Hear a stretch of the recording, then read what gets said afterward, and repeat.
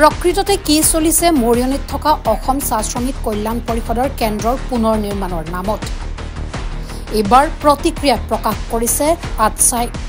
এই দৃশ্যলৈ মন কৰক, মৰিয়নিৰ অসম চাহ শ্ৰমিক কল্যাণ পৰিষদৰ দুৰৱস্থা। জহি খহি যোৱা কেন্দ্ৰটো মেৰামতিৰ নামত একাংশই মোটা অংকৰ ধন আত্মসাৎ কৰাৰ অভিযোগ আটছাৰ। 1960 চনতে স্থাপন কৰা হেমলাইৰ এই চাহ শ্ৰমিক কল্যাণ কেন্দ্ৰটো কেৱল 2জন তৃতীয় বৰ্গৰ আৰু 2জন চতুৰ্থ বৰ্গৰ কৰ্মচাৰীয়ে পৰিচালিত কৰি আছে। উল্লেখ্য যে কেন্দ্ৰটোত কেৱল টেইলৰিং, কাটিং, ৱেভিং, কাৰ্পেণ্টাৰকে ধৰি বিভিন্ন কাৰিকৰী প্ৰশিক্ষণ দিয়া হৈছিল। কিন্তু বৰ্তমান কেৱল মাত্ৰ টেইলৰিঙৰ প্ৰশিক্ষণহে দিয়াৰ ব্যৱস্থা কৰা হয় কেন্দ্ৰটোত। জহি খহি যোৱা কেন্দ্ৰটোৰ পুনৰ নিৰ্মাণৰ নামত কোনো লোকে দুৰ্নীতি কৰাৰ অভিযোগ আটছাৰ।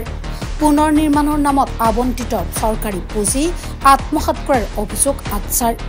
হয়, অসম চৰকাৰৰ 1960 চনতে স্থাপন কৰা চাহ শ্ৰমিক কল্যাণ পৰিষদৰ ইয়াত প্ৰশিক্ষণ যিটো ৱেলফেয়াৰ চেণ্টাৰ, এই চেণ্টাৰত আমি আহিছিলোঁ। ইয়াত আচলতে বহুত দিনৰ পৰা আমি দেখিছোঁ এই চেণ্টাৰটোত আচলতে কেইবাটা ডিপাৰ্টমেণ্ট থাকিব লাগে, উইভিং, টেইলাৰিং, কাৰ্টিঙৰ কেইবাটা বিভাগ থাকিব লাগে। বৰ্তমান সময়ত এটা বিভাগত তেওঁলোকে অকল টেইলাৰিঙৰ চলাই হৈ আছে। 2জন অকল মাত্ৰ তৃতীয় বৰ্গৰ বিষয়া আছে, 2জন আপোনাৰ চতুৰ্থ বৰ্গৰ আছে। তেওঁ 4জনে গোটেই কল্যাণ অনুষ্ঠানটো চলাই আছে।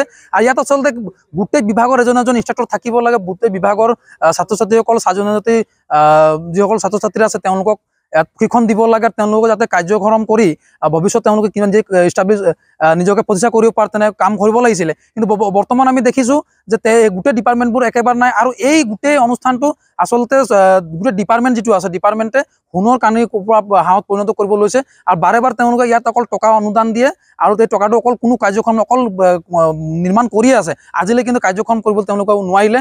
এতিয়া আগত 2006 চনত 10 লাখ মান টকা, মাজতে আকৌ 15 লাখ মান টকা, বৰ্তমান কিমান লাখ টকা হৈছে আমি গম পোৱা নাই। ইয়াত স্থানীয় থকা চেয়াৰমেনজনকো যদি আমি যোগাযোগ কৰোঁ, তেখেতো কৈছে আমি গম নাপাওঁ কি কাৰণত কেনেকৈ হৈছে, কোনো তথ্য নাই, কোনো ফলক নাই, তেনেকৈ তেওঁলোক কাম কৰি আছে। আমি দাবী জনাইছোঁ এই ৰাজহুৱা কৰক আৰু যিখিনি বিভাগ, যিমানখিনি বিভাগ আছে গোটেই বিভাগকেইটা কাৰ্যক্ৰম কৰোঁতে ব্যৱস্থা কৰক, অন্যথা স্বাধীন ছাত্ৰসন্থাৰ পৰা আমি কিন্তু আন্দোলন কাৰ্যসূচী ঘোষণা কৰিব বাধ্য হ'ম।